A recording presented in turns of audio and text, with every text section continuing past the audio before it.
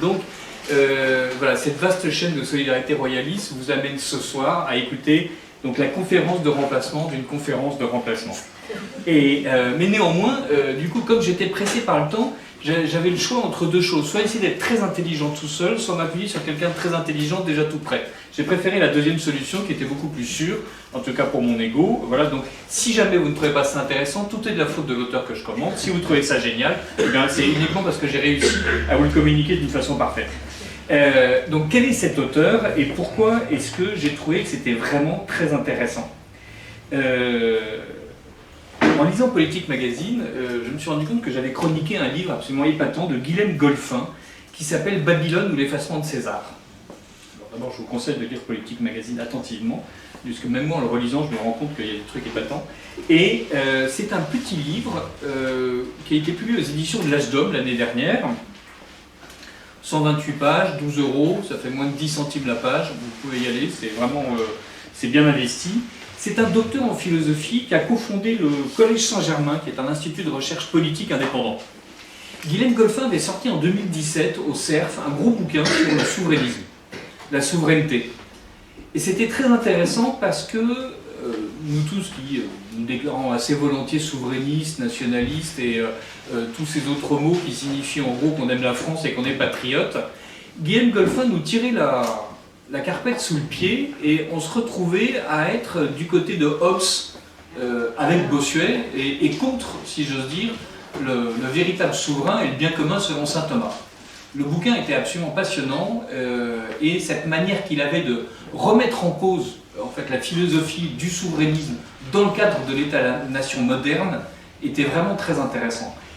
Il a sorti donc ce petit livre beaucoup plus petit et sur le mondialisme et qui est très intéressant parce que évidemment, quand bien même on peut critiquer le souverainisme de Bossuet et la conception de la patrie de Bossuet, de la nation, on a quand même raison d'être patriote et d'aimer la France, mais c'est devenu extrêmement compliqué dans un cadre mondialiste.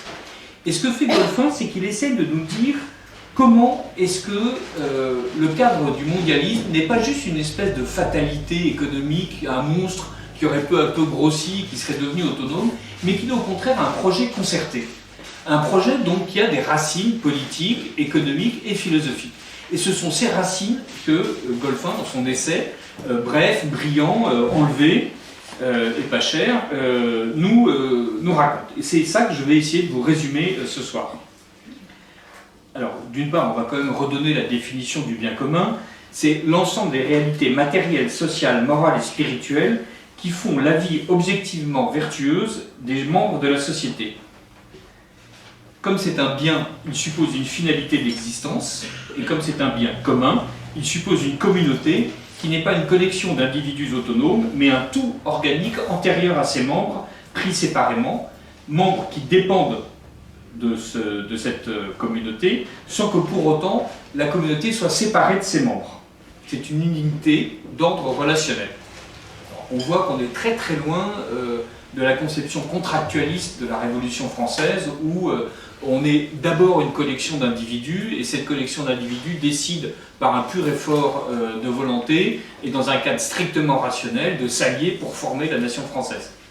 La communauté organique d'ordre relationnel que définit Golphin, et qui est le cadre normal du bien commun, est totalement différente. Gardons ça en tête parce qu'on va évidemment retrouver la manière dont l'individualisme va en fait être à la racine du mondialisme. Et on va retrouver comment, à force de vouloir satisfaire l'individu, on finit par le dissoudre dans le tout le plus totalitaire possible, qui est ce gouvernement mondial. Donc, ce que pose Golphin, c'est peut-on, dans le cadre de nos démocraties actuelles, poursuivre le bien commun? Est-ce que le contexte législatif permet la quête du bien commun? Bon, la réponse est un peu évidente, vous la connaissez déjà, c'est non. Enfin, c'est comme dans tous les bons romans, comme dans tous les bons suspens, on sait qu'à la fin Antigone meurt. Ce qui est intéressant, c'est de savoir comment est-ce que Anouilh nous le raconte, ou comment est-ce qu'un tragédien grec nous le raconte. On sait que Colombo, à la fin, trouve le coupable. Ce qui est amusant, c'est que de voir comment. Et bien donc, c'est cette enquête que mène Golphin. Et il démontre donc que le cadre mondialiste lui-même, avec ce qu'on a nommé la mondialisation, est un cadre de civilisation où le bien commun est une impossibilité. Qu'est-ce que c'est que la mondialisation? Alors, le mot est familier.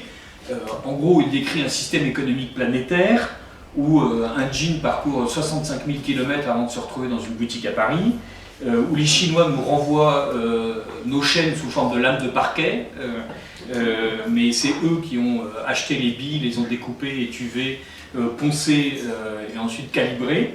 Et l'Union européenne exporte ces ordures au fin fond du monde. Je ne parle pas des députés européens, je parle bien des déchets.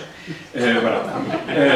Donc le terme mondialisme apparaît dans les années 70 et il désigne la réorganisation des activités bancaires et entrepreneuriales dans l'espace monde, puis il désigne l'intégration croissante des marchés, des biens, des services et des capitaux. Aujourd'hui, la mondialisation est accusée de tous les maux, à juste titre, et elle est accusée de tous les maux par à peu près tous les partis. Je dirais, même à Davos, je ne sais pas si vous vous souvenez qu'il y a un Davos chaque année, il vient d'avoir lieu cette année, il y en a eu un en 2019. À Davos, en 2019, on expliquait que la mondialisation devait être inclusive. Tiens, même les capitalistes de Davos s'étaient rendus compte qu'en fait, c'était quand même un peu compliqué de faire admettre que la paix, la concorde et la prospérité régnaient partout, parce que la paix régnait difficilement partout, la concorde, vu l'état de fracturation de l'ensemble des sociétés contemporaines, c'était compliqué de le mettre en avant, et quant à la prospérité, les riches étaient devenus extrêmement riches et il y avait de plus en plus de pauvres. Donc on dénonce la mondialisation, mais est-ce qu'on revient aux racines de la mondialisation? Non. Dans la manière qu'on a de dénoncer la mondialisation, on dénonce la mondialisation comme s'il y avait un système économique planétaire qui était une obligation fatale et qui aurait pu être autrement, et qu'il avait juste été dévoyé. Ce que nous dit Goldfin, c'est que si on remonte, si on renroule le fil, si on remonte aux sources du fleuve qu'est la mondialisation, en fait on se rend compte que c'est vicié dès la base. Quels sont les principes de la mondialisation? Alors, ce n'est pas un complot financier. Hein. Alors, quand j'ai prononcé cette conférence, les gens m'ont dit « oui, mais quand même, la trine latérale, Bilderberg, les francs-maçons », bien sûr. Mais il n'y a pas besoin de complot, en fait. Il y a un complot à ciel ouvert, comme diraient les Maurassiens. On a donné aux financiers un pouvoir incroyable dont ils ont su user, mais on leur a bien donné volontairement. Ce n'est pas eux qui l'ont arraché aux mains de politiques inconscients. Je cite Goldfin, alors ce qui est sympa de ma part, parce qu'en fait je paraphrase depuis tout à l'heure, donc de temps en temps je le citerai vraiment, parce que après tout c'est lui que vous entendez.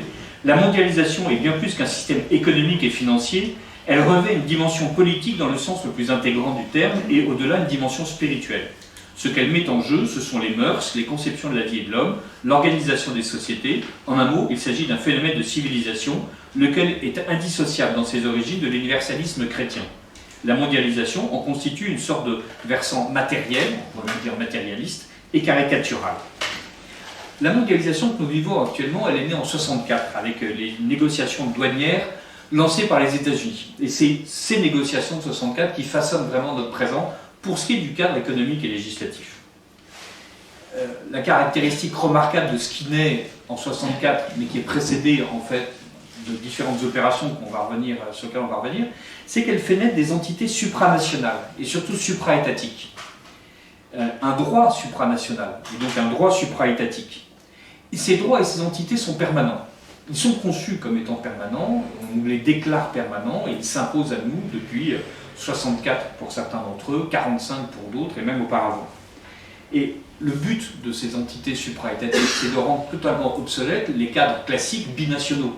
Avant, la France et l'Allemagne, l'Angleterre et la Russie, la Chine et le Japon, l'Ouzbékistan et la Tasmanie avaient l'habitude de négocier entre parties. Et le cadre bilatéral, en état souverain et indépendant, est considéré en fait comme étant nocif.